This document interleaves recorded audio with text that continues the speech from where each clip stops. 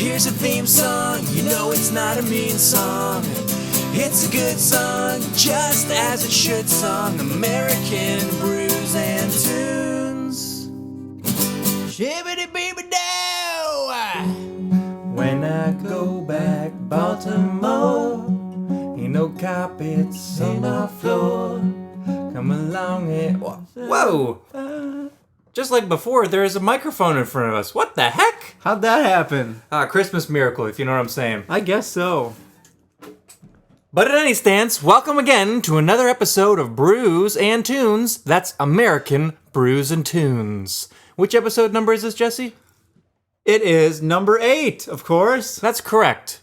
Well, in case you're very unfamiliar with this podcast or you've been living under a rock... This podcast is a bi-weekly podcast in which Jesse recommends a indie album for me to listen to, and I recommend a punk rock album for him to listen to. After we listen to said albums for 2 weeks, we come together and talk about them, all while trying a brand new beer. American Brews and Tunes. Yeah! Well, let's get into this episode. Sounds good. All right. Before we drink our beer, let's just say what the albums are that we listened to. You had me listen to Contra by Vampire Weekend this past week. That is true, and you had me listen to Anthem by Less Than Jake. And I know we're supposed to save our summaries for the end, but Anthem by Less Than Jake is a better album than Contra by Vampire Weekend. Without further ado... So says you. So says the world. So says you. So says me and the world. So says you, just you. All right, well... While my opinions continue to be validated, let's talk about our beers. All right, so what do you have this week? Stop laughing and tell the world about your beers. I have a beer by Stone. Oh, Stone! Never heard of them. I'm sure you all can guess what Stone beer, not what actual beer it is, but what type of beer it is. It is, of course, an IPA. Oh. And this is one of their newer ones. I thought you were going to say like a blonde. No, you didn't. We're brown ale. I'm just kidding. This beer is from their Virginia commemorative collaboration. Which means it was brewed in their new brewery in Virginia, correct? Yes. Yep. Yeah. They just opened up a brewery in Virginia, which is actually pretty close to us, or closer than California anyway. So what is your beer? My beer is called Give Me IPA or Give Me Death. Wow, that's pretty hard. And it is a India Pale Ale brewed with raspberries and blackberries from the Commonwealth of VA. Oh, or local. as some people call it, VA, or some people call it Virginia. Yeah. Not West Virginia. True, not West Virginia. Yeah, that place is scary. Not just kidding. Kidding. We like West Virginia. Wink, wink. We've been there one time. We drove through it. No, we stayed there. I don't remember. That was on a Genevans tour. I choose not to remember. It was at Greg's church. Whatever. Anyways, just by happenstance, I also am drinking a Stone beer. We love Stone. But actually, it's a collaboration between Stone and Sierra Nevada. Both good breweries. I feel like Sierra Nevada's got more of a commercially wide distribution. Yeah, they're more. I see them all over the place. Yeah, they're more like traditional. Yeah, they got a wider. They don't they don't have one focus. Yeah. But anyways. This beer is called the NXS, which, I don't know, maybe like the band's like NXS, but it's spelled out NXS. NXS. I think it's north and south. Well, yeah, it is, but NXS. Because Sierra Nevada is probably one of these stars in the bottle. They're both in California. Stone is probably one of the stars. We guess. If you look at the bottle, the label actually is the state of California, but it's made up of little hop flowers. Yeah, it's little pretty hop cones. It makes me want to just eat. I don't even know what hop flowers taste like, but I want to eat one. It probably tastes pretty good. Probably tastes pungent. Probably tastes really pungent. But anyways, here's what the description of the beer says. Here, I'm going to lean in close to the microphone to get an announcer voice. A dry hopped India Pale Ale, blended with an India Pale Ale aged on rye whiskey barrels and gin-infused bourbon barrels. Wow. I'm most excited to see if I can taste the gin-infused bourbon barrels. Well, that's exciting about mine, but I'm excited about your beer to see if it's like if it's got any really, raspberry colors in it. It's like really fruity. Oh yeah, and the I want to see if color it's red. Yeah, if it's got a redness to it. Do you want to bet on what color it's going to be? I bet that I'm not going to be able to find any red. What do you think? I think it's gonna be like a rusty color, like That's- a slightly red, slightly orange. Whatever. That makes more sense. I think it's gonna be just a standard like golden copper color. Okay, I mean, it's very possible that you're right. So what are we gonna bet? What are we gonna wager here? Whoever loses this one has to buy somebody a beer. Okay, I believe that's what we wagered last time. Let's handshake. All right. Shake. Oh, let's do that again. Let's do that. I like that noise. Okay. Whoosh. I also came up with a cool catchphrase that we're going to say on Brews and Tunes from now on. I was just typing out stuff on Facebook and this came to be Yahoo and Cheers. Yahoo and Cheers. I like it. So let's Yahoo and Cheers and then crack our beers.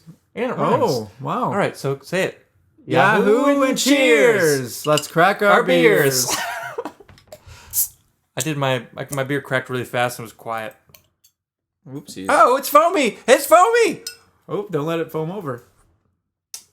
Well, all right. Let's see what color this beer is. Yeah, Jesse's pouring out his beverage into his nice little pint glass. It's a little baby pint glass that says Record Store Day. Whoa, I think we're both wrong. Kind of just dark. It's like brown. It's like amber. It's darker than an amber, I think. It's like a light brown.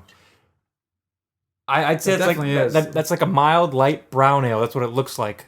Yeah, we're definitely both wrong. We're on both that one. wrong, so essentially we owe ourselves. We have to buy ourselves a beer. Yeah, which is, I mean, That's fine oh, by well. me, dude.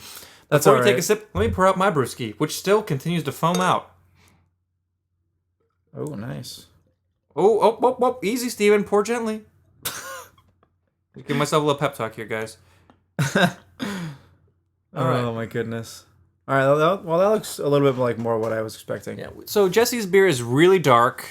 Yeah. If you can imagine like a brown ale, like a Newcastle, it might look like that, but slightly less brown. All right. So let's say the magic words and let's try our brews. All right. All right. And as always, the magic words are Shibbity-beep-a-dow! Don't crack my glass.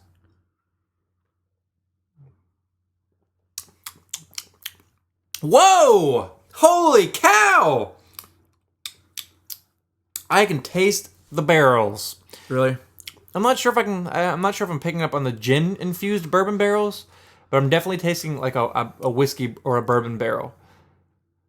It's potent and it's taking over all of the hop flavor. I'm as the beer warms up, maybe I'll find more hop flavors, but Yeah. that was just a punch in the teeth of barrel flavor. I'm kind of thinking it's the same. It's gonna be the same thing with these because, like, right now I just have this really There's one burp intense, for me. this really intense, awesome hop flavor right now, Yeah. and not much of a berry flavor. So maybe as it warms up, it'll start to taste more like berries. I Fair hope enough. it does. Can you taste any berries?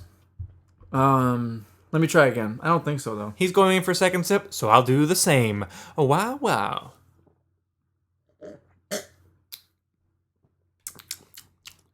Only slightly right off the bat.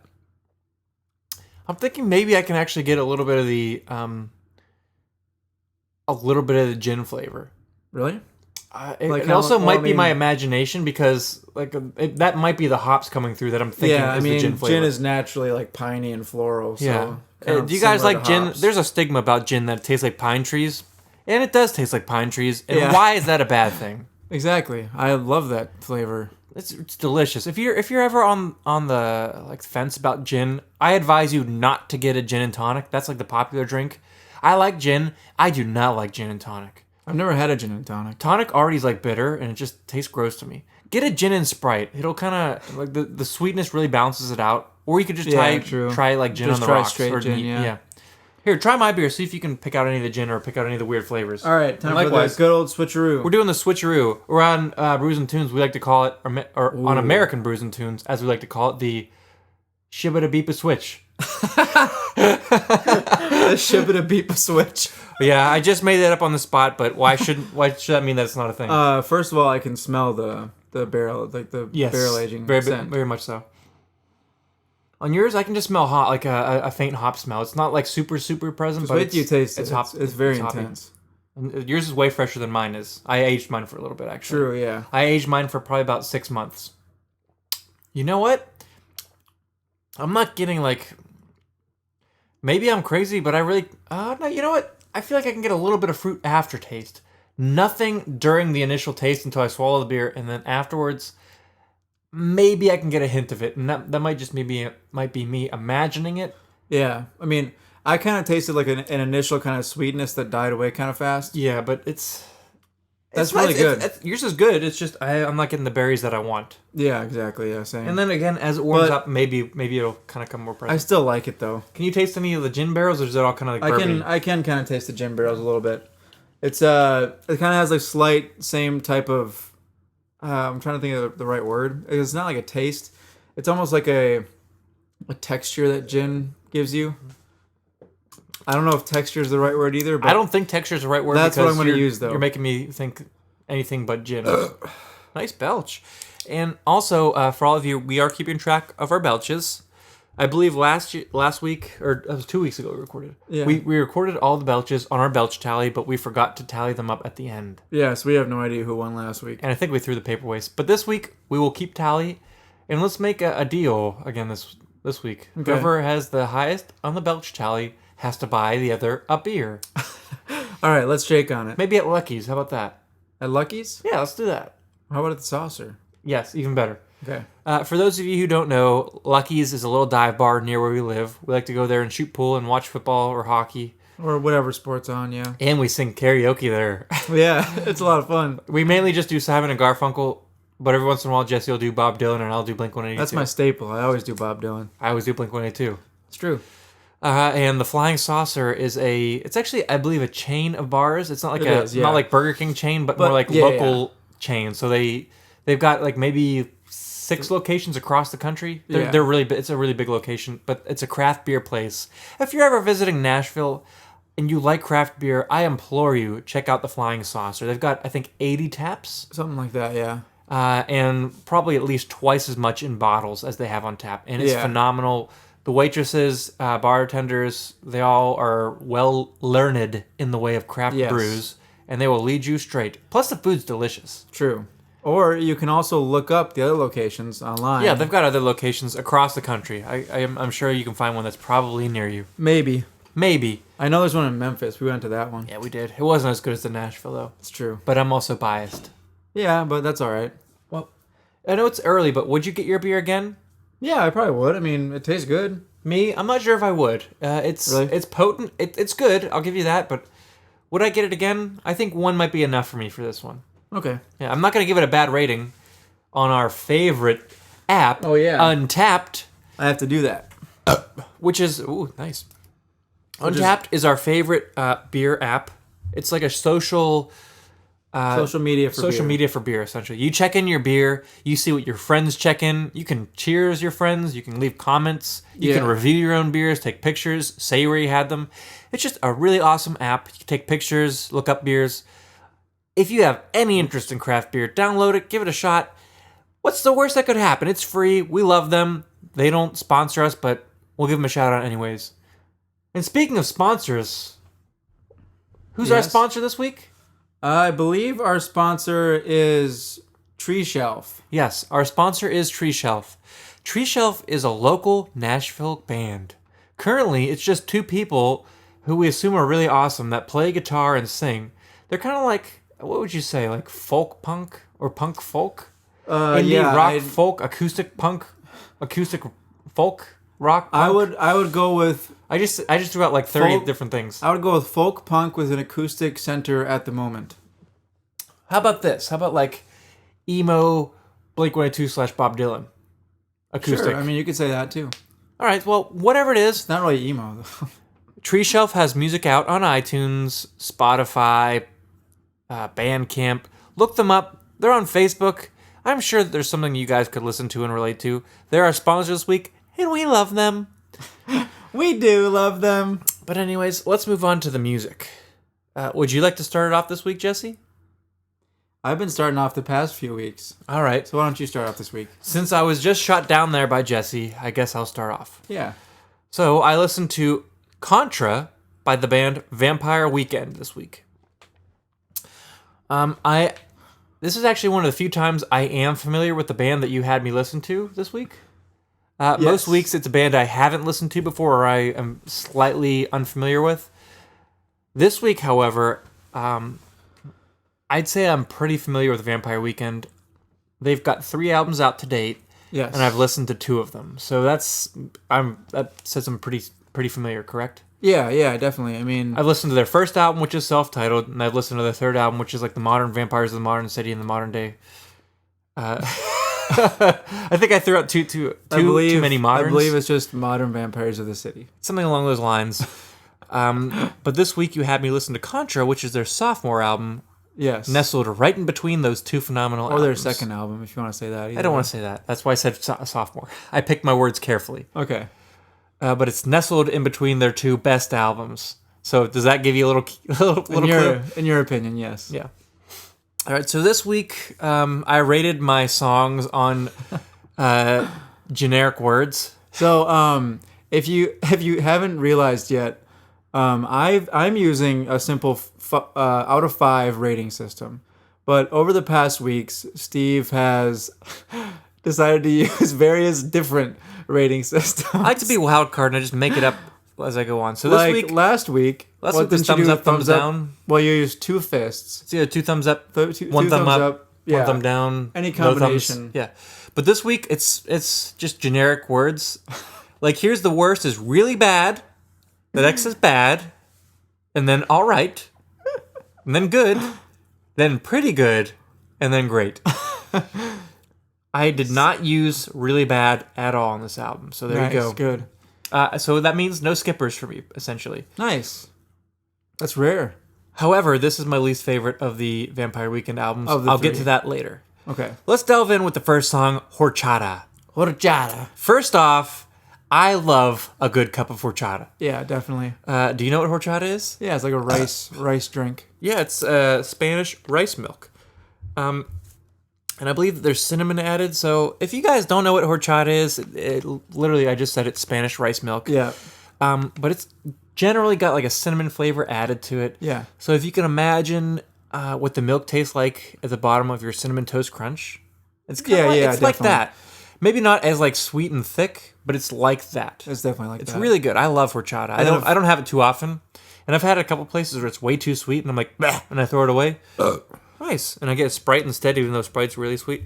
But no, I like a good cup of horchata, and that's what I think of every time that You listen to the song?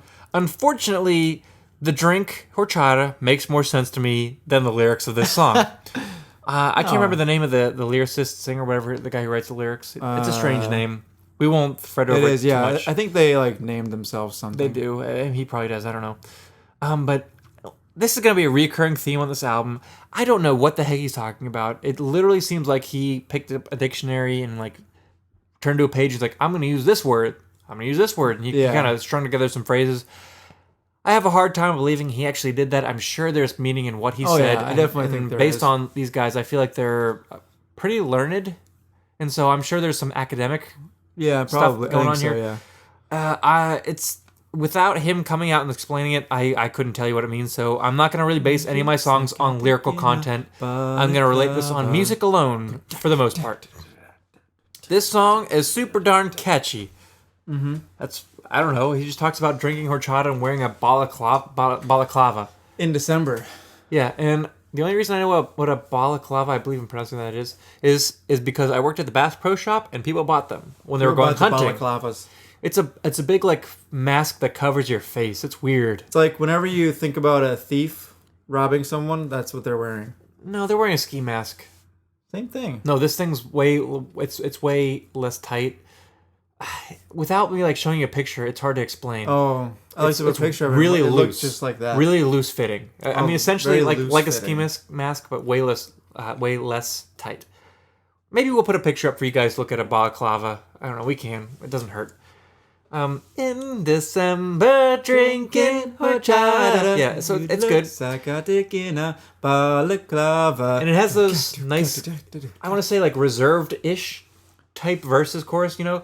But in between each verse, it opens up and this percussion like comes in, this really like a big percussion. I love that percussion. Yeah. But the verses, like the lyric, when he's singing the lyrics, the melody is really catchy. And I rated this song, it's pretty good. Nice. Which is the second highest rating. So pretty good is if you think pretty good's not good in your standards, in my standards, pretty good is second to the top. Think of pretty good as like 5 out of 6. Yes. I mean, literally, it is 5 out of 6. Exactly. On to the next song. White Sky. Once again, that's White Sky. White Sky. And again, what the heck does he mean in this song? I don't know. I looked up the lyrics. I read them multiple times. Yeah. I cannot decipher. But anyhow, the song starts out, it's really nice and reserved, kind of like the soft like beginning.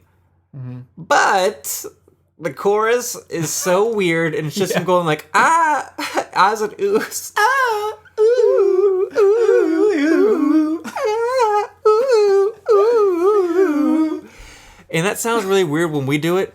But it actually sounds, I think it sounds pretty good. But here's the thing. It's really catchy. The chorus on this song is the highlight of the album for me. Really? Yes. That yes. part, right? I love that chorus. The first time he played it for me, I thought, weird. Like in the back of my mind, I was like, this is weird. Lame. Not my style. Moving on. But like after like listening to this song so much, I love this chorus. I come back and sing this all the time. It's you don't need to know the words because they're ahs and oohs. Ah, ooh, ooh. It's weird, but it's so marvelous. Yeah. It's marvelous like marzipan. What? Well, marzipan's a weird, marvelous thing. And like, you know how horchata is Spanish? Nice. What's marzipan? Marzipan is also Spanish. What is marzipan? It's like an almond candy. It's weird texture, but it tastes good. And, I didn't like come up with this randomly. It's in my notes. The marzipan. Marzipan. I love the song for the melodic factor, and it's phenomenal. The pre-chorus makes me think that I'm getting to the chorus, and it gives me the anticipation. Yeah. This song I rated as great, and I gave it a star, which means it's one of the ones I will recommend. It's in my top 3. Nice. Moving on to song number 3. The song's called Holiday. Holiday. Something. That's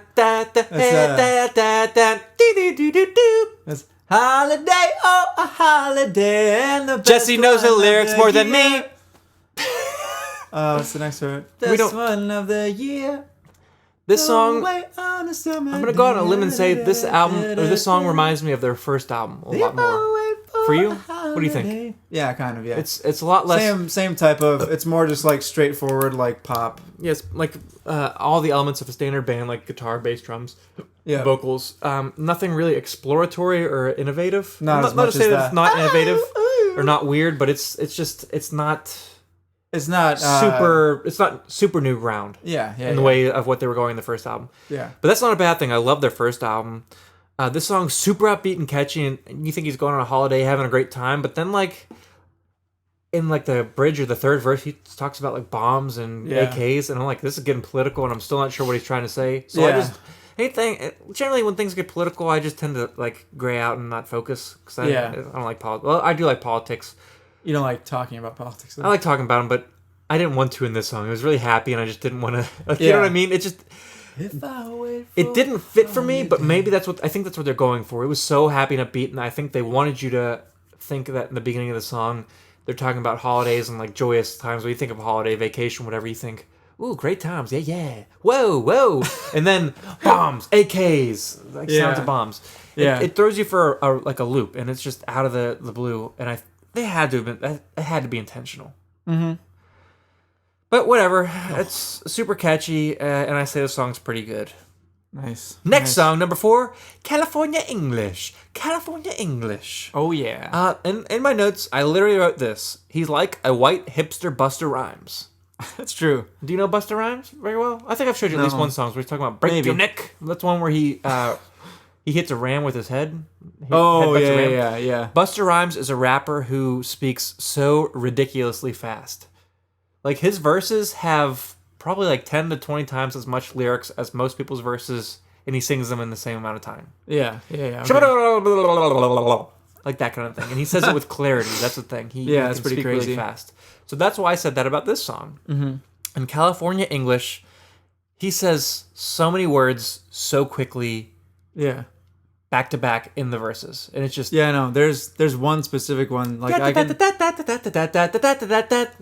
kind of sing it, but there's one verse where I just cannot sing it because he says, well, the first one is would never gag with spoon, my only true love. I never really heard you speak the way it's unworthy of. Funny Wait, how the little wait, wait, companies wait. go language gearing up. It sounds like someone just fast forwarded your voice, dude, because it's too fast. But one Slow of them. motion. What do you want me to say? I'm just fine. Okay. I was just saying it for effect. Oh, okay. But one of them, he says, "Country Costa Contra Mundum contradict what I say." Even slow, that's a tongue twister. Yeah, and but he I'm- says this up oh, to speed, so it's like Country Costa Mundum contradict what? Contradict what I say. So he says it's ridiculously fast. Yeah. And again, I read the lyrics. I listened to it while reading the lyrics. I don't know what he's saying. Do you have any clue? Yeah, I think it's talking about like the general attitude of someone who is living kind of like a rich lifestyle, Okay. or like their general kind of like pompous attitude. Makes sense, I guess. I don't know. I couldn't make sense of the lyrics, but I it's love the like- melody. Let's see. Yeah, I know, it's so good. Do you wanna know what I rated this song? I'm reading it right now. I'm not asking you, are you reading it? Do you want to know? I do, yeah. I rated it pretty good. Which is the same as the last song, but I gave it a star as well, which means Even better. recommendation. Nice. I gave the song recommendation. It's in my top 3, which I will outline in order later. Later. Ladies and gentlemen. Number 5, Texacab. Texacab. It's got a nice slow start in the song. Do you remember what the first part of the melody is? Because I don't remember. It's been so long since I listened to this song. Regardless, it's got a nice slow start. There's a melody that comes in that's really catchy. Yeah. Apparently it's not the most memorable. And the thing I wrote down that I remembered most about this is there's a piano interlude that comes in. Do you remember that? The piano part? Yeah. And it sounds so good. I wish that I could play piano at all. But I don't know. It just sounds like a really cool classical style piano piece. Yeah. Until the music comes back in, of course. Mm-hmm. And I'm not really sure, but I think this song's about a failed relationship. I don't know. I think so, yeah. It might be about It's unsentimental, yeah. traveling around. Okay, you can put. Sure of myself, sure of it now. And they say me in the It goes to me that the future was supposed to be. Yeah, he says like, but you were standing there so close to me, like the future was supposed to be. Yeah, And the so that's- aisles of the grocery and the blocks uptown. So I think it's a failed relationship. So yeah, song. it seems like he's talking about like, you thought this was like so right, but I'm not feeling it. Or apparently, something like that. apparently not. You Contra. So get a taxi cab. apparently not. You Contra. Wink, wink. Could be, yeah. Inside joke between us that you'll all get later. Also, I think this like as you go through the album, That's the kind of theme? the album cover kind of definitely ties in nicely to most of these songs. I think Picture of a girl, correct? picture of a girl like. And there's actually a lawsuit over that I read on the Wikipedia page. Oh really? There was a lawsuit, but I'll let you guys explore that more. We don't want to talk. We don't have time to talk about that. We don't care about lawsuits here. We care about beer and music. That's right. Two of the most important things in one place. Did I say Two of the best things in the entire world in one place. Where else are you gonna find that? What are you talking about? Beer and music. Oh, I thought you were talking about cannolis and donuts. Oh, okay. Well, you sorry. can find those at. Never mind. A bakery, I suppose, but whatever. Yeah. All right. Well, Taxi Cab. I said pretty good. Pretty good. Nice. So on to song number 6, which is Run. A simple title, Run. Essentially the first part it's a catchy song, and again, I'm going to sound monotonous because every song on this album is catchy and it has a phenomenal melody. I can't remember the guy's name who writes the melodies, the lyricist, but he has an ear and a talent for writing a catchy, memorable melody. For sure. Yes, that's unique. Like a lot of his songs don't sound like anything I've ever heard before at all. Yeah. Which I mean, that's not easy to do. Oh, I think his name's Ezra. Ezra Koenig. Koenig. Koenig. Or Erl Koenig. something with a kiss. No, not Errol Koenig. It's something along those lines. The Elf King. But on to this. We gressed too much. We gressed a little there. Yeah, that's all right. We're gressors. I'm That's aggressor. all right. You're aggressor. Yeah. I'm aggressor, but not a hairdresser. That doesn't make any sense. But the first thing I wrote down about the song is at the end of the chorus, there's this horn part that comes in. Do you remember the horn part? I think so. I don't know if it's real horns or if they're doing it on a keyboard. It might be synth. on a keyboard, yeah. It probably is keys. But I don't know. That was the first thing that kind of caught me in like was the first most memorable thing that I can remember about the song. Yeah. And I want to say it's hard for me to guess what this guy means because his lyrics are abstract. I'm not going to say they're dense, they're abstract. Yeah, they're definitely abstract. There's a difference between dense and abstract. His lyrics are abstract. From what I remember... I think it's about running away from life with your love or with somebody. Yeah, like... Taking somebody who you care about and running away from the clutter of life or whatever. Yeah, that seems like what it kind of means, yeah. The bridge was a highlight of the song for me. I don't even remember what the bridge is, but it's really good. Unfortunately, the bridge is... The horn parts...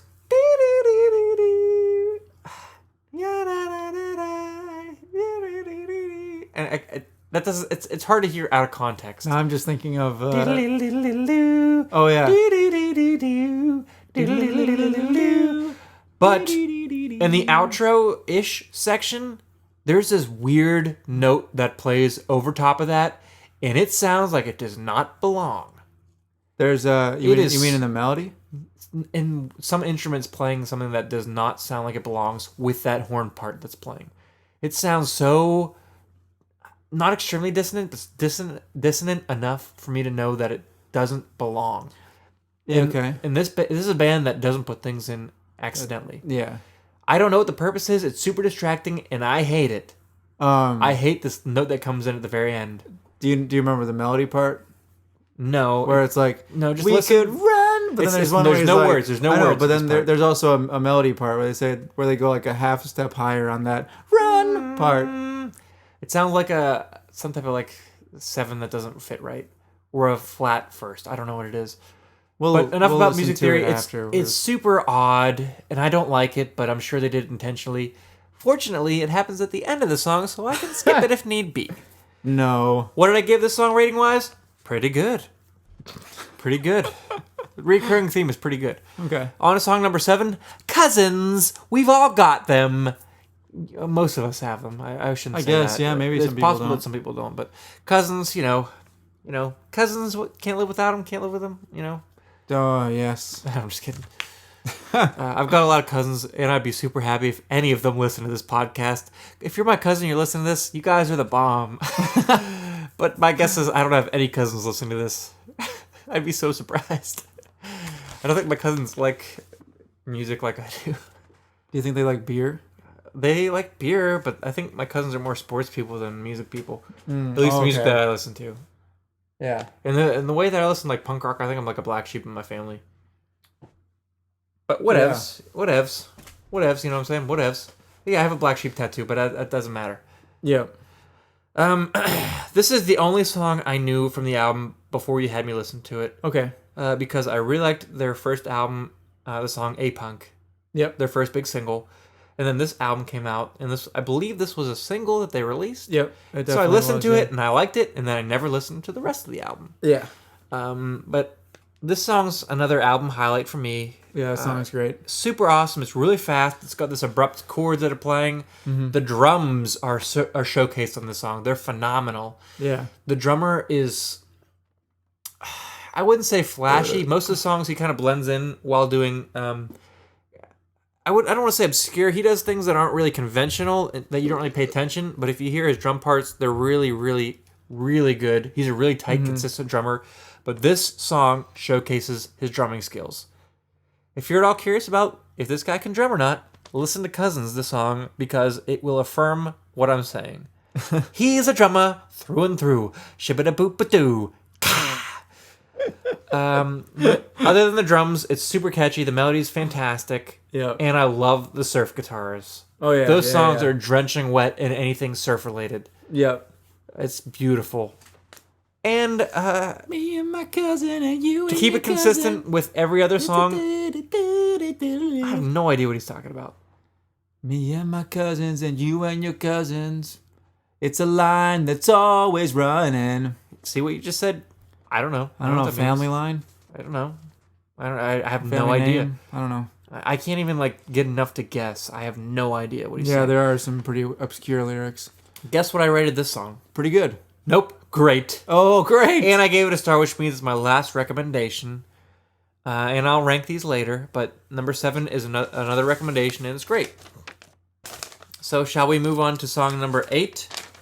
Song number 8 is called Giving Up the Gun. Giving Up the Gun. On my favorite lyric website, which is Lyric Genius, where they explain songs to you, they bring up all the lyrics, and there's people can give their input. Even then, I still couldn't tell what this was about. Like, there were some political things about the Japanese, Vietnam. Apparently, there was some time when Japanese were kicking out foreigners. I really don't know. He talks about the rising sun in the chorus of the song, so yeah, that's Japanese right there. So So I wouldn't disagree that it is, but I can't tell. I wouldn't be surprised if that wasn't talking about the Japanese at all, though. Yeah, I who knows? Did you watch the music video for this? I did not. There's a funny music video. And maybe I won't, but maybe I will. Who knows? They're playing like giant ping pong. like Japan. That's China's racist. more ping pong. China's ping pong. Like Forrest Gump's China. China and Japan are so different. And I really don't think they like each other at all, especially because the Japanese in World War II were not. They didn't the Japanese in general were not nice to the Chinese. Let's be honest. Yes. If you guys are Japanese or Chinese, you guys are great. We're just talking about history. It's true. Because your history is bad doesn't mean that you're bad. We're America. America's got some terrible things in history. That doesn't mean we're terrible. So back to this song. It's got a really chill beat and like the synthy key part that I really like. That kind of goes on, starts at the beginning, comes in. And I don't want to be redundant, but the melody is super catchy. I know. Like, this guy just writes some of the best melodies that I've ever heard. He's a wealth of melody. And I don't know what he's talking about. But he talks about like swords being rusty and like old and rusty. So if your sword's old and rusty, you haven't used it in a while, right? Which means you haven't had a reason to fight. And then essentially, like, this is me guessing what he's saying. If your sword's old and rusty, means you haven't had to fight in a while. And if you're giving up the gun, means you're turning your gun. You're making a conscious choice. You're making a resolve to not fight going forward. To turn away from something. Correct. Is what I would assume. Yeah, and so it might not be like fighting or war, but turning away from something, essentially. Yeah. I'm sure he means something other than war. I don't know. Maybe he does mean war. Who knows? This guy is so difficult to tell what he means. Yeah, I really don't know either. But it's a good song. This is what I read about the song. It makes me want to dance. Yeah. It's got this electric, almost like, I don't want to say EDM, but essentially like... Not really EDM. I'm saying it because it's what it seems like to me. A toned back EDM. Okay, toned back. There you a toned back EDM sounding interlude in the song. Okay, yeah. And it's not just the interlude that makes me want to dance, it's the rest of the song. And there are more dancey songs on the album, but this is the one I wanted to dance to when I was listening to. This song, it's good. This song is... Well, no, it's not good. It's pretty good. Pretty good. That's what I rated it as. So in college, that's when obviously in college, this album came out in 2010, I believe. Mm-hmm. And that's when I listened to it a lot, because Josh Western and I would listen to it in the car all the time. Shout out to Josh Western if you're listening. Yeah, shout out Joshykins Out in Washington. Joshua. But he loved this song because there were parts that he could harmonize with. And he would always say like, "Oh man, if only I could just harmonize, then I'd be happy all the time." Like if I could harmonize every day, I'd be happy. Day? Yeah. And that actually, this has nothing to do with this album, but harmonies are the thing I like. When I was growing up, listening to music in high school or whatever, getting my taste, it was all fast and heavy. That was my favorite thing. Yeah. But in college, I took a big turn, and harmonies are my favorite thing in music. Like Simon and Garfunkel, Beach Boys. Yeah. Harmonies, I think, are the most beautiful element of a song. Mm-hmm. It is a well-crafted harmony. And I love Simon and Garfunkel harmonies where they intertwine. Someone's got the melody The high part and the low at one part, point, and and they switch. And Yeah. it's so swift, you don't even know. Yeah. Though it's just, there's glory in that. On to song number 9, which is called Diplomat's Son. Diplomat's Son. Diplomat's Son. This song is long. It's over 6 minutes long, which is, in my book, long. And you know Kinda what? weird that it's the that first long. time I heard it, I hated it. Yeah. I really hated this song. I was like, Really? this song is going to be my skipper. Who was a diplomat's son? But after listening to this over and over again, Oh. it became one of the songs I liked better on the album. And I almost put this as a star song to Really? recommend, but I didn't in the end just because there was a couple other ones I liked a little better. And maybe because it took you so long to come around to it. It could be that. This song is so different, and it's got, I want to say, two different sections of the song. It's got this one kind of like syncopated Latin beat. Yeah, no, there are like two separate parts that they switch between. And that's the main part that kind of goes throughout and is for the chorus. And the chorus is super catchy because the chorus goes, he was a diplomat's son. He was 81. He was a diplomat's son. He was 81. Super catchy. And I didn't even know I liked the song until I found myself doing that beat with my fingers on my desk at work and singing this song. And I was like, crap, I really like the song. I think I can get a little bit about what he's talking about in the message in the song, actually. Yeah. It's a long story. It's a narrative. And I think the narrator's talking about expressing love for a friend who may not express it back. Yeah. And he's talking about seizing that opportunity because it may never come back again, and the time is now. And in the end, I believe it's unrequited because he says, like, going to bed and then waking up alone, like that kind of thing. Yeah. But, you know, it's one of the few things where I can actually follow what he's talking about at least a little bit. Yeah, right, exactly. But the second part of the song, other than that, is it almost cuts out entirely. And here's what I wrote about what this next portion sounds like. Okay. Video game mixed with ragtime. Mixed with ragtime? Bum bum bum bum bum bum bum bum bum bum bum bum bum bum bum. If you can imagine like a ragtime honky tonk piano playing over top of an 8-bit song, that's what I imagine for this part. Okay. Very different from the first part of the song, but it's good. Nice. What do I give this song? Pretty good, and I wanted to recommend it, but it's not. It just wasn't there for me, so I didn't give it a star. But check it out if you don't have a chance, but it's not in my recommendation list. Okay. On to the last song number 10, which is called, I think, You're a Contra. And when they say you're, they spell it you are. Yeah, I think You're a Contra. Super and I hit. think that kind of comes back to the whole, like, California English type thing. And yeah. The whole kind of thematic quality of this album. And this song is definitely about a failed relationship.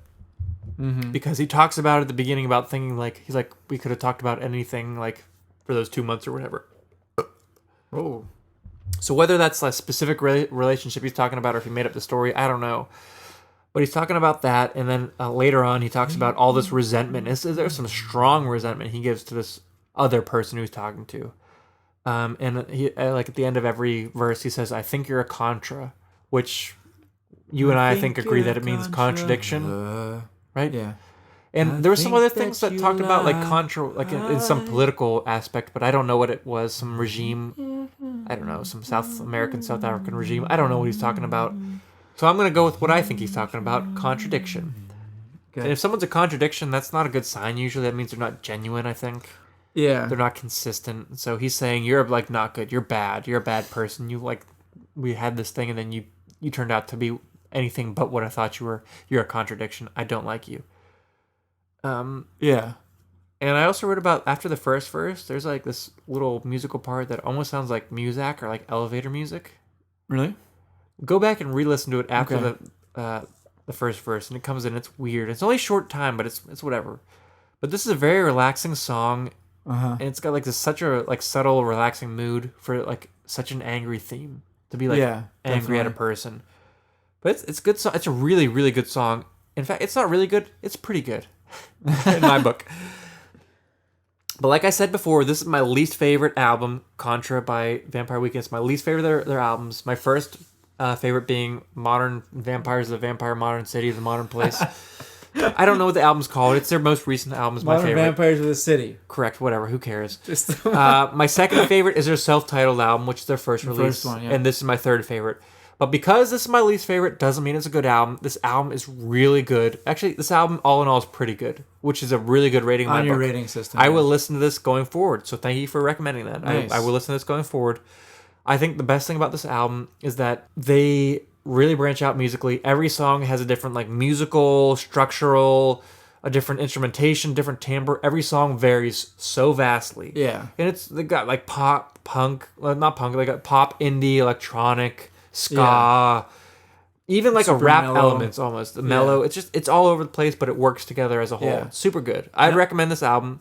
And here are my 3 top tracks for you to listen to. Okay. The third best, California English. The second best, cousins. And the first best, White Sky. White Sky is the best. So you guys check the album out. Let us know what you think. Yeah, we'll post the link this below. And we're going to post this, in case you're not familiar, we post all the links on our episode list on American, like our website for American Brews and Tunes, which is called brewsandtunespodcast.com. Yes. Check it out. We got bonus content. You can go to our SoundCloud. What bonus? Yeah, you can go to SoundCloud or our Facebook and hear all the stuff, which is great. But if you want the bonus content, go to our website. If you want to see pictures of the beers... If you want to see our review, we actually put reviews of the beers on the descriptions of the podcast. beers we drink. Go to the podcast, bruh. Go to the website. Yeah, the website. I said podcast. Go to the website, bruh. brewsandtunespodcast.com. .com. .com. All right. Oh. Enough of the second best album of the week. Let's hear a review of the first best album of the week. All right, let's listen to the review of the second album that we're going to be talking about tonight. Bam! Ba ba ba ba ka da da da da ka da da da da ka. Welcome home, outcast, because I noticed the years. How is that for an album opener, though? What do you think I started with on my notes? Nice album starter. Yes. So Anyway, take over, Jesse. Anyway, I'm talking about the first track of the album Anthem by Less Than Jake. Less Than Jack. The song is called Welcome to the New South. Florida's the New South. It's so south, it's north. So some people say that. Is that what they're referencing there? I'm guessing. I'm purely just guessing. I don't know. I don't know. But anyway, if you could hear in those lyrics, those first lyrics we were singing about an outcast. Welcome home, outcasts. Welcome home, outcasts. So I think this is probably like a song about To all the outcasts? to all the outcasts, like, listen to our music. You can feel at home here. If you don't get to my favorite lyric, I'm going to say it later, but keep Well, going. you can say it. You can say it later. But I do want to mention one other thing first. Yeah? The nice, really awesome bridge. Yeah. Oh, that guitar part gives me the chills when I hear that. Really? Yeah, because, I listened to this album when I was a little kid. For background, I love Less Than Jake. This is the very first album I ever heard from them, and it was when it came out. So I was a youngin', and this was It was 2003. So you'd have been in like 6th grade or 7th grade. less than. I was probably like 5th or 6th grade. This was my introduction to Less Than Jake. 6th grade. Whatever. And so I think there are better Less Than Jake albums, but this album holds a special place in my heart. That's why I recommended it. Yeah. But I'm back to you to the bridge. glad you recommended it. It's just super nice. Yeah. What's your favorite lyric on this song? So he's talking to outcasts, right? Yeah. He's like, the truth is that looking at me is like looking in a mirror. Oh, yeah. So he's talking he's like, look at me, you think it's great, but it's actually look in a mirror. I'm an outcast too. We're Yeah. all here. You're welcome. That seems like kind of the general theme of the album. Yeah. Is saying that, like, we're all kind of in the same boat, as it were. If that makes sense. Mm-hmm. I gave that song A 5 out of 5? a 4 out of 5. Close enough. Still pretty good. Also, are you about to move on? Well, yeah, but you can say something. Another unique part about this song is the key change from the verse to chorus. True, yeah. It's pretty unique. True, yeah. Well, I mean, it's not like unique. It's unique for like punk. Yeah. Or Already ska. proper mainstream because it's not a key change that you expect to hear. It's a weird key change for me. It's not just a half step up. No, because they go back to the regular. It's you have to listen to it and see what you guys think. Well, it might just be a key shift. You're a key shift. Thank you. Thank you for that compliment. Anyhow, are you going to song number 2? Yeah. Are you gonna sing the intro for every single song? I've been there. I was about to say that. This song is the beginning. I'm sorry, I really want to comment on this, but I'll let you take it away. I don't care if you comment on it. The beginning melody is super awesome. Yes, it is, Dude. There's so many things I want to say about this song, but keep going. There are some. Well, first of all, if you didn't know, Less Than Jake is a ska band. What is ska? Ska is like kind of like reggae, but mixed with faster with like a lot of horns. Do you think there's any good? Probably like the most popular reference. Ska band? I'll say this as a reference. Jason Mraz, I'm yours. Cat, cat. Okay. I'm Yours has a reggae feel, a ska feel to it. So if you can imagine I'm Yours by Jason Mraz, but way faster. Way faster and way That's better. what Less Than Jake is. Way better. Yeah. And what did you say what instruments do they use for their horn section? Oh, yeah. So ska, essentially, they use a lot of horn instruments. Normally trombone. You hear like trumpet, trombone, some other type of horns. These guys use a trombone and a saxophone. Do you know what kind of saxophone? I don't know particularly. So it's probably a tenor. Probably tenor, but I would think I think those two, that combination is very unusual for a ska band, I think. Yeah, definitely. I mean, yeah, because usually you don't hear saxophone. That's pretty much the only unusual part. Mm-hmm. But anyway, the Ghost of You and Me, track 2. It seems like it's like a song about remembering your past self. Yeah. Pretty much, like kind of reminiscing about the past. The Ghost of You and Me. I just have ripped that memory. And we're still... My favorite part of the song? And we're still... Not that part. My favorite part is the pre-chorus. Doot, doot, doot, doot, doot. The guitar.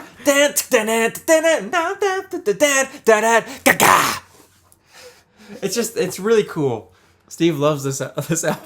I love this album. Anyway, I get that a 4 out of 5. All right, good rating. Track number 3 is one of the songs that I recognized. Look What Happened? Yeah, Look What Happened, yeah. This is one of the songs that I recognized before listening to the album. Can I give a little background on the song? Sure. So, their album before this was called Borders and Boundaries, and I believe they released it on Fat Records. It's the only album they... to date, it was when it came out, it was their only Fat Records album. Fat Records is a punk album owned by Fat Mike from NoFX. Yeah. Okay. And they released Look What Happened on that album, but that album, it did well, but it wasn't great. They re-recorded it, polished it, changed some things, and put it out on this album. Ew. Ugh, that was a bad burp. Oh, that was a better one. So this is the second time you hear the song, but it's a much better polished version. Yeah. The song's in the movie Grind, if you've ever seen it. An amazing chorus in this song. Yeah.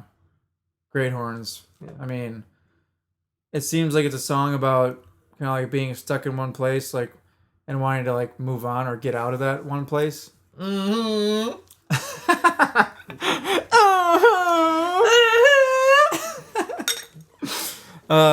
Help me out with the chorus again. Is it? And I swear it's the last time, and I swear it's the last time, and we'll walk in circles around this old block, walk in circles to the same old sidewalks, and we'll talk about leaving town. Yeah, we'll talk about leaving. I swear it's the last time, and I swear it's my last try.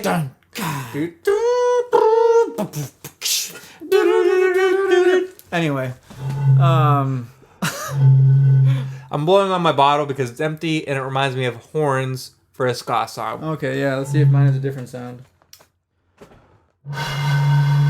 Slightly different. It's pretty similar. These are stone bottles, so they're the same shape. Yours is like a couple semitones lower. I think we're a half step apart. Let's do Jaws. Get closer to the microphone.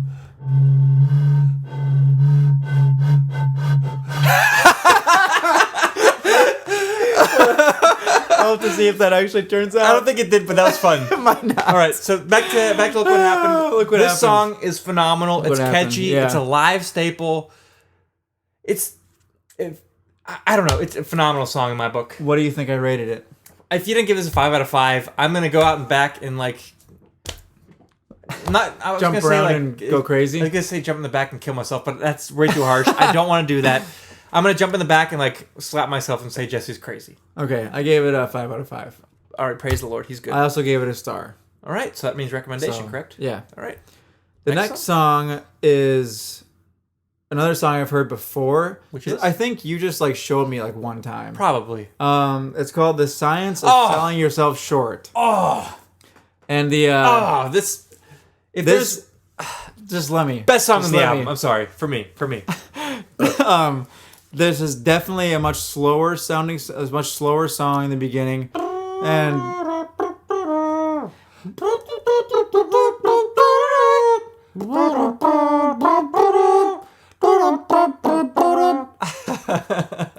the horns are awesome, as we just tried to imitate there. Wow.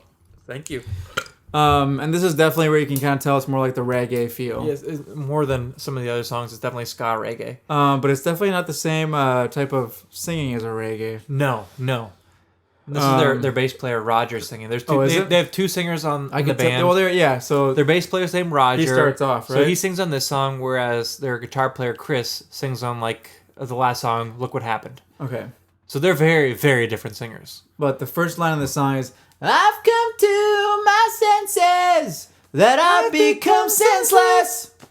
Yep. Yeah. So how's that for a line? And so the song, "The Science of Selling Yourself Short," he says a lot of kind of like similar lines in the verses. Like he says, "And I could write the best book on underage tragedy." And like I could give you lessons on ruining your friendships. Yeah, I give you lessons on how to ruin your friendships, and like but so like I could tell you about the science of selling yourself short is like a lyric you could replace with one of those. What's the hook though? The very last line of the chorus. I'm my own worst enemy. I'm my own worst enemy.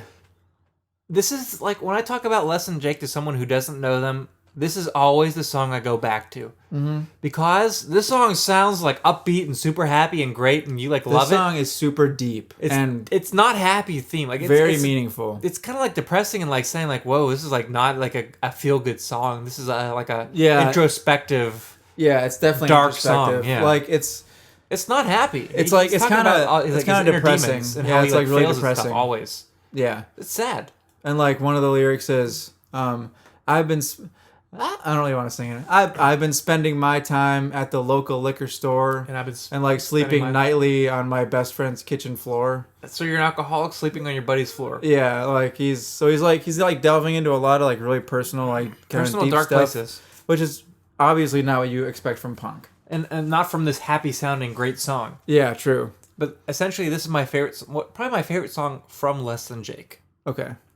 Their entire discography. I would say, from what I've heard from Less Than Jake, this is probably my favorite song as well. All right, so I'm assuming I get a 5 out of 5. I was gonna say I'm assuming you gave it 5 out of 5. Yep.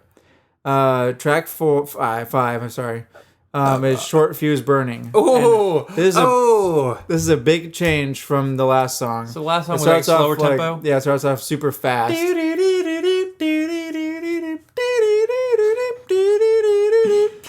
Yeah. And I didn't do it justice. Really, it just like it talks about being a short fuse, and like he says like, "Please don't forget me. I forgot who I used to be." Yeah, I'm a short fuse burning. Yeah. So close to something to exploding. Yeah. It's fast. This is a fast song. This is a punk song. Super fast. This is probably one of the fastest songs. Yeah. I give this a 4.5 out of 5. Well, that's where you're wrong, because I give this a 5 out of 5. Blah, blah, blah, blah, but then again, this rating is not for me to rate. I've listened to this album since I was a kid. This is for you to rate. Look, it's track 6, but it looks like I wrote Trackle. Yeah, Jesse's handwriting is worse than mine, which I didn't think was possible. My handwriting's terrible. Yeah, it looks like he wrote Trackle, but he literally wrote track 6, but it looks like Trackle. Yeah. Anyways, on to track number 6. On to Trackle. Trackle. This song is called Motown Never Sounded So Good. Oh, so you say, I what thoughts around me. Steve is literally going to do this for every single song beginning. This song is... and that's actually good because it helps you remember what it sounds like. I love this song. So you say... This song is definitely more ska. Like it definitely way more sounds ska. You can hear the ska guitars coming in the chorus. Like really like clean guitars instead of distorted guitars. But the chorus is fast again. Yeah. So the verse is halftime, the chorus is double time. Mm-hmm. My favorite part of the song is the second verse when they take the verse in the double time. Yeah. Like the first half of the verse is halftime. And then they go on to the next part. Yeah. It's just, I love that. It gives me the feels. And I don't really get the title at all. Mm-hmm. But it seems like a song about like not being sad about life and like you have to kind of like live it up. Yeah. Well, it seems like that anyway. Motown's usually sad. Is Motown sadder music? I don't really know. I think Motown is happy. I don't really know. I don't listen to Motown. I know Motown songs, but is Smokey Robinson Motown? I have no idea. I'm not an authority. Tears from a clown. When there's nice burp. I also wrote there's a great bridge in this song. What is a bridge? Can't remember, but for you people listening to the album, it's a great bridge. Trackle Motown never sounded so good. I gave this song 5 out of 5. Whoops. Well, Jesse accidentally just ripped his page. I was just trying to turn the page, but it didn't really. Like Bob Seger turned the page? No. Do you know that song? Yeah. No. There I am. No. Up on the stage again. No. That's his greatest. One of his Track greatest songs. 7. Sorry, guys. I digress. This is a very long title. Which is? The Upwards War and the Downturned Cycle. How's the song go? It's all my this friends is a song are about guests yeah. growing up. Yeah. It's like a song about how this is kind of what I'm talking about. Like we're all all in the same boat kind of thing. Like he says, like this is a song about like. See, this is where I think you're wrong. What? I think it's about being left behind. Because he talks about his friends moving on, growing up, and getting out. Like No. his friends are. That's what I get out of it. Oh. How the verses go? I'm just thinking about the chorus right now. Because my friends always talk about growing up and getting out. Yeah. Oh, but they haven't got up and gone out. Yes. And they're all like me.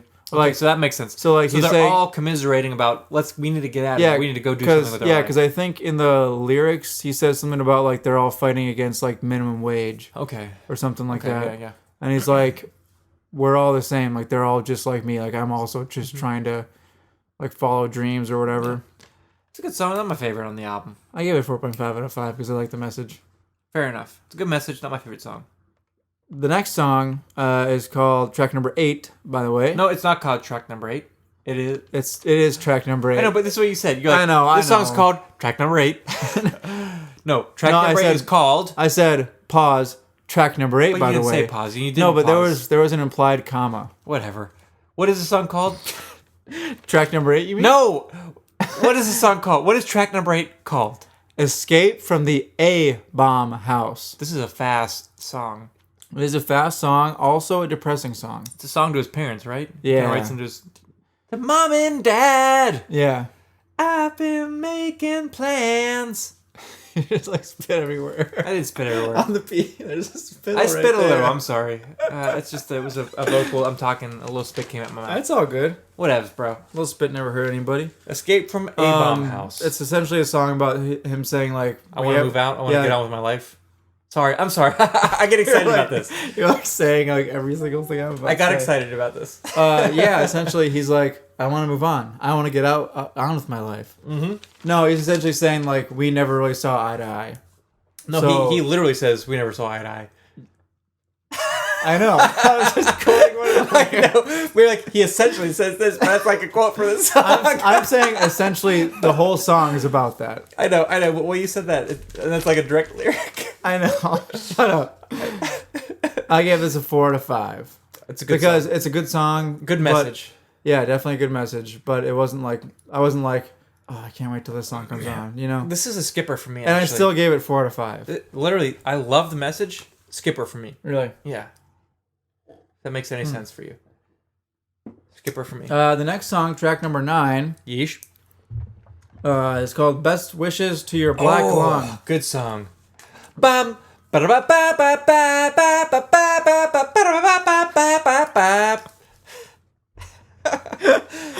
are the horns. By this time tomorrow, we'll be back on the streets of Chicago. Oh yeah. Yeah. That's what I love. Yeah. It's a fast. This is a happy. Oh yeah. This is probably the happiest sound. Well, one of the happiest sounding songs. Yeah. But from what I could tell, it seems like a song about having to move back to a worse place in your life.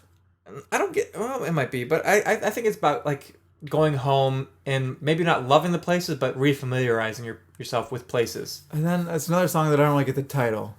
Best wishes to your black lung. That's why I think it's probably written to someone particular that the band knows. That could be, maybe yeah. someone who smokes a lot. I don't know. That could be, yeah.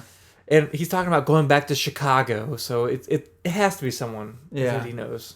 That really good. Be, I love this song, dude. I gave it 4 out of 5. I really like it too. Killer song. But then there's Oh, also I wrote there's a nice horn intro. The horn intro is super good. I already sang the horn intro for everybody to hear. Yeah, I know, but it sounds better than the album. No offense. Oh.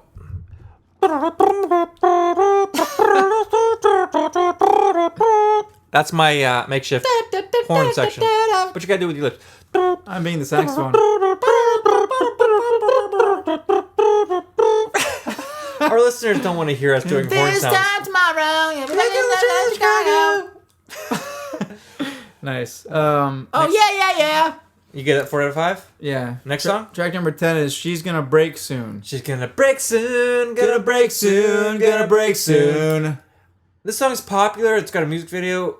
It's really generic for me. It's not my. I don't dislike it, but it's not my favorite. It's generic sounding. Whenever I first heard that melody, she's gonna break soon, gonna break soon, gonna break soon. I didn't expect that drop down to the soon. Continue I expect so we can harmonize. I expect to be she's gonna break soon, gonna break soon, she's gonna break soon. Like I was expecting it to stay or go up. Soon. Yeah, so okay, so Instead of soon. so that kind of takes it for a little surprise. Yeah. A sorprendido. But this is a song essentially about someone. I'm assuming it's a girl because he says she's gonna break soon. Definitely about a girl. Who's like living in her life. Then again, it's a progressive society. This was written in 2003, so yeah, that's true. Definitely not. Then again, the music industry tends to be a little more progressive, ahead of the time. culture. I'd say so. I burped. But whatever. Oh, I burped again. Nice belch, dude. It was a little subdued. That was kind of a little baby belch. It was subdued, but it counts. That was a baby belch. I'll put it on the belch challenge. It was a double B. What? Baby belch? Double B. Baby belch. When you say double B, I think bourbon barrel. Oh. Not baby belch. That would be BBS. Bourbon Barrel Stout. Well, I'm having a bourbon barrel IPA, so is True. it You're bourbon right. barrel stout? Well, if you ever hear me say You're wrong. If you ever hear me say BB, you'll know what it means. Baby belch. Yeah. So if Jesse ever says BB, he's talking about baby belches. If anyone else ever says it, it's probably about a BB gun. Either that or they're talking about BB-8 from Star Wars. BB-8 or a BB gun. Or BB Mac. BB King. BB King. BB Mac. Or BB... BB the Schmiddle Me. What the heck are you talking about? I don't know. The Big Bopper? Hello, The Big baby. Bopper? That's the Big Bopper, I think. The Big Bopper? Yeah, do you know the Big Bopper? Or Billy Bob. Do you know the Big Bopper? No. He was a rock and roll kind of guy. He died in a plane crash with Richie Valens and Buddy Holly. Oh, really? Yeah. I had no idea. And I want to say, you know, American Pie, the song, Bye Bye, you know, the day the music died? Yeah. I think they're talking about the plane The crash. plane crash. With okay. Buddy Holly, Richie Valens, and the Big Bopper. Interesting. Don't quote me. I think that's what it's about. Okay. On to the next song, or you can continue with this song. But anyway, She's Gonna Break Soon is essentially just about a girl who's living a very destructive lifestyle. And how it's pretty obvious to people around her that she's like having a really tough time. Yeah. Like when you think about someone breaking, what do you think? Someone breaking? Like emotionally breaking. Yeah, that's what I was asking. Like, Yeah. like what would drive someone to break? Like, Well, I mean, some of the lyrics are she's like, welcome to her life of going out and getting high and something like that. and that makes me think it's not about a relationship. It's about someone just like about- his friend or someone he knows. yeah. It's not like about his girlfriend or his wife or whatever. It's about Well, I someone he never knows said- and cares about. I know. I never said That's girlfriend or what wife. I think. Because most times we're talking It about could a be girl. about a friend who's a girl. I know. But I'm saying when you hear somebody singing a song about a girl, it's typically about a significant But other. not Correct? not in this context though. That's the what I'm song. saying. This song is different because So why can't it just be a girl who's a friend? I'm saying it is, but I'm saying that's not usual. For a guy to sing about a girl and not be his significant other. I mean, maybe not usual for like. For most music, come on, don't be thick. I'm being honest from my experience. I mean, like there are many like songs that aren't always like. I know what you mean though. Most songs by a guy about a girl is about a girl he loves, or it's about his significant other, or about a girl he pursues, or whatever. All right, this is one of the 20% that's not. And it strikes me as different. That's all I'm saying. I'm saying that doesn't matter. It literally doesn't matter. I'm just saying it might be a nice point to to show or something to point out. I didn't even think about that. I here you go. did not think about it in that way. That's why I'm here, to point out things that you don't think about. Okay. We're different people. We think about different things, bro. I gave this song a 3.5 out of 5 because it wasn't really my favorite. It's kind of generic sounding, like melodically, musically. It's a good song, don't get me wrong. It's just not my favorite. Yeah. Which I can tell it's not your favorite either if you give it 3.5. Yeah, I usually don't give... That's not a terrible rating. Well, actually, though. recently, like, the albums that you've recommended me, they've normally been 4 or over. Yeah, but 3.5 is still not bad out of 5. Track 11, moving on. Yeah. It's called That's Why They Call It a Union. That's why they call it a union. My favorite part, though, It's is the first part. He says, "There's a blackout over this house. It's been around for 3 years now. There's a thunderstorm inside, and it won't go away." Yeah. So like that's like the first line, but then he goes into like the actual verses. That's why they call it. But then like in the union. bridge, he brings back those lines and that melody, and it's so good. It's not my favorite again, but I like the song. it. You like the song a lot? Yeah. I like the song. I gave it 4 to 5. All But right, I won't it seems argue like that. it's either a song about like a failing marriage or family or... I do know that their bass player is divorced. Okay. One time I saw them in Boston with my dad. Oh, yeah, you told me about that. We took a trip to Boston to see the Dropkick Murphys on St. Patrick's Day, which was awesome. And Less Than Jake happened to be in town the same weekend, so we went and saw Less Than Jake also. And the bass player, Roger, said they were celebrating an anniversary. So when you hear that, what do you think? I hate some type of marriage anniversary or something. Yep. Nope. It was his divorce anniversary. Yeah. Divorce free. Divorce free. Whatever it was, that's what he was celebrating. So essentially, I know he's had a divorce. Could be that, yeah. Yeah.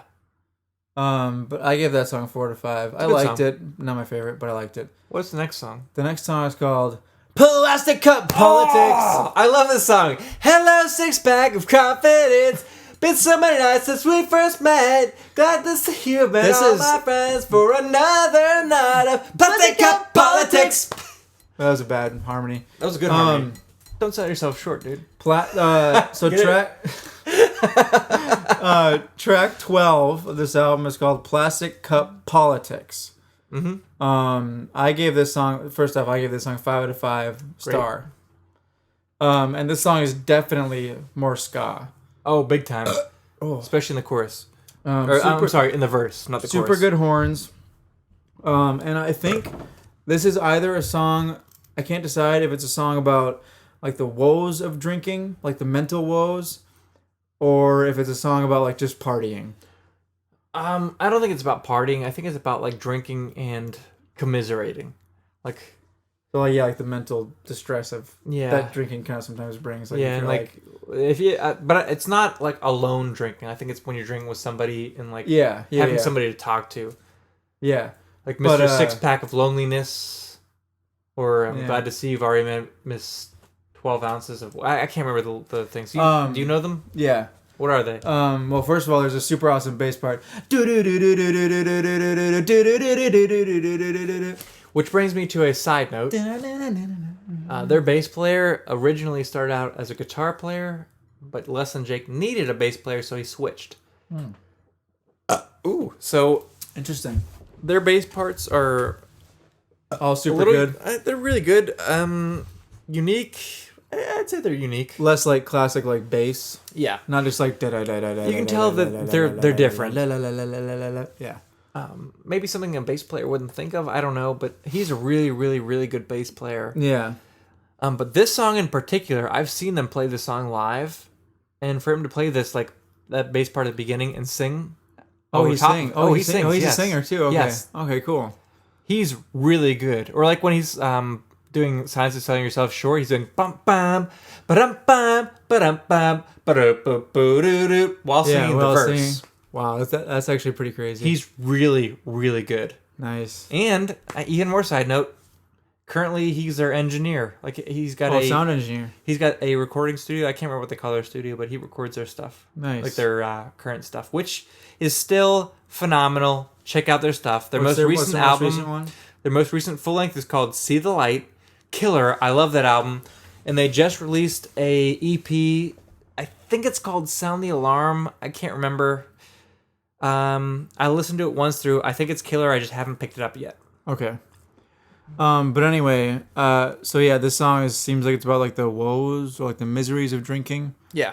In like a party setting, because he talks about like, hello, 6-pack of confidence.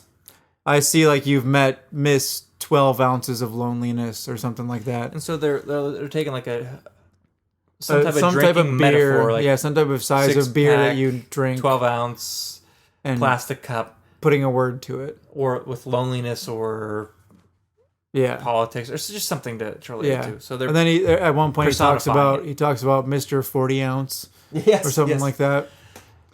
But song, I really like this song though. It's so one of my favorites. So good, so fast, so awesome. Track 13. I picked 4 to recommend, by the way. Oh, that's fine by me, dude. Okay.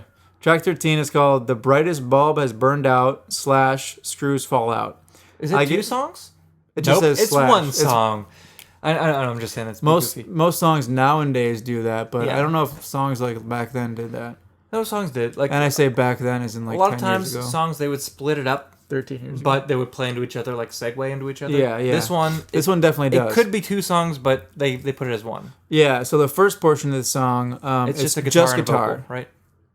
Sorry, I'm sorry. I get ahead of myself when I want to explain the song before you do. You are right. It is just a guitar and vocal. Yes. And it's awesome. Yes. I love it. Awesome change from the full type of band feel. And essentially, I just also really like the message of the song. And I think it's really appropriate that he played it just solo guitar. Mm-hmm. Because essentially the song, he's like singing to someone who is, to quote a lyric from the song, feeling more dead than alive. You're feeling more dead than alive. Yeah. Yeah. And then eventually on like the bridge or something he says, but sometimes but then eventually you gotta let it go. No, not that part yet. Essentially he says, but if you need a shoulder to lean on, like if you need someone to believe in you, like I can be that for you. So back when it's still back when it's still just one guitar, yeah. So he like addresses this person who's saying, like he knows that they feel more dead than alive. Correct. But I can be that person that you can lean on and can talk to about like whatever you're going through. So like, what are some of those lyrics? Because I talked over when you actually said the lyrics. What are some of those ones? I think some of them are like, but sometimes something like that. Yeah. I find it. I can't remember. Hold on. If you need someone to believe in you, I let you know I will. Yeah, it's a great heartwarming song. I love it. So like, I just really like that they chose to pick a song and do vocal guitar only. Yeah, but then halfway through it, they go full band, and it's awesome. And how do they get to the full band?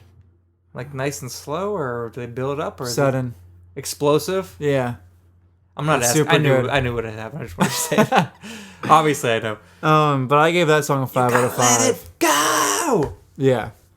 I've never seen them do it, but I've seen videos where they play the song, and their singer will come out just by himself. It'll be the encore. So like, they'll play a set. They'll go away, and he'll come back by himself, play the song, and as soon as the full band comes in, everyone comes in. They do their encore. Yeah.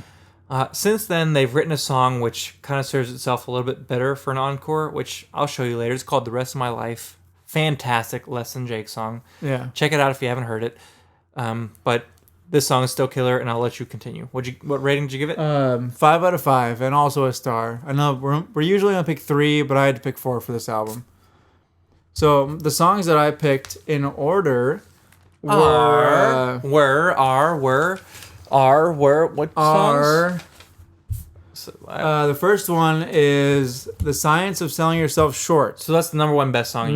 Best song on this album. I agree with you. I think that's a great song. Next best song is "The Brightest Bulb Has Burned Out" / "Screws Fall Out." All right, good choice. Then the third best song is "Plastic Cup Politics." Good choice. And the fourth best song is "Look What Happened."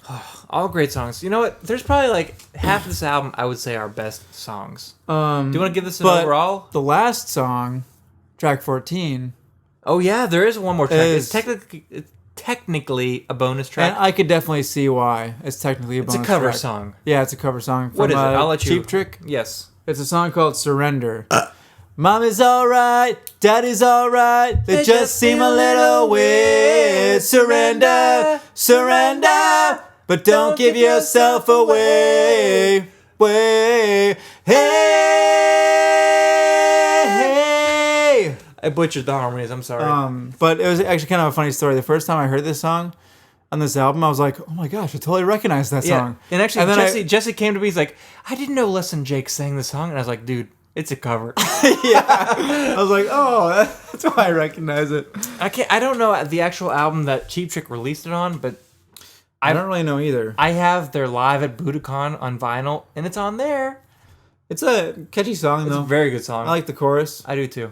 But Overall, the album. But I also said like maybe not the best album closer. But now you say that it's a bonus track. It is it literally. If you look at the album, it says bonus track Surrender. It makes sense then. I would way rather have them end with the song "The Brightest Bulb."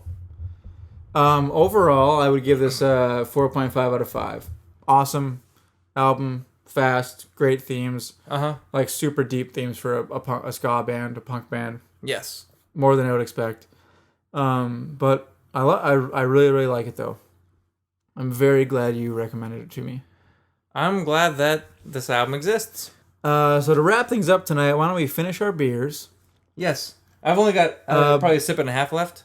Same, I got a sip left. Before we recommend next week's albums. All right, so what are you thinking? Well, no, let's cheers first. All right, let's cheers, put back our beers, and then you recommend an album for me, all right? Sounds good. Magic words, everybody. Shibbity-bee-ba-dow! Oh, delicious. That's good. And actually, as my beer warmed up, I still felt the same about it, in all honesty. Same for me. As my beer warmed up, I didn't really taste the berries anymore. It was still just kind of that like subtle kind of sweetness, kind of tartness that kind of went with that beer. Yeah, and in mine, it still had definitely the barrel aging. Not my favorite barrel aged beer, but it was good. It's good for a one-time try. I definitely won't have it again. Was that your favorite barrel aged IPA? No. Have you had other ones? I have. I literally haven't. I can't remember what they were. I know I've had other ones that are better. That one's really good, I thought. It's good, but I know I've had better ones. I would get that one again. So, looking on to the next episode, which will be in 2 weeks, recommend something for me, dude. All right. For you, I'm going to recommend an album that was kind of similar for you this past week, which is kind of like you listened to it as a kid. And well, not really as a kid, but you listened to this band as a kid. Yeah. This album came out when we were in college. Yes. But it is a album by the band Switchfoot, which I'm obviously familiar with. You're familiar. You're familiar with them, but you said you had not listened to this album yet. Which is the album Vice Versus. Correct. Which I believe came out in 2011. All right. Yeah, something like that. I know I've never listened to this album fully, so yeah. Yeah. So all right, good deal. That's what I recommend for you. And here's what I'm going to recommend for you. You ready to get political? I guess. All right. It's a band called Propagandy or Propagandi. I don't know. I say Propagandy. I'll say Propagandy. Or Propagandy, actually. I've heard them say, I think it's Propagandy, but I always want to say Propagandy, but I think it's Propagandy. The album is called Supporting Cast. Supporting Cast. And cast like C-A-S-T-E. As in like a cast system. Oh. Yeah, not what you thought. All right, so I thought maybe like supporting cast as in like in a movie. Nope.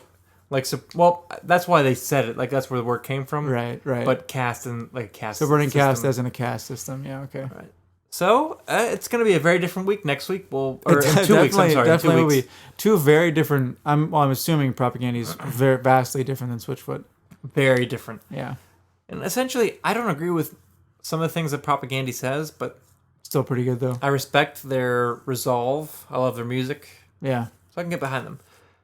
Okay. You ready? Yep. So thanks again. This has been episode number 8. My name is Stephen Johnston. And my name is Jesse Thomas. And Yahoo and Cheers.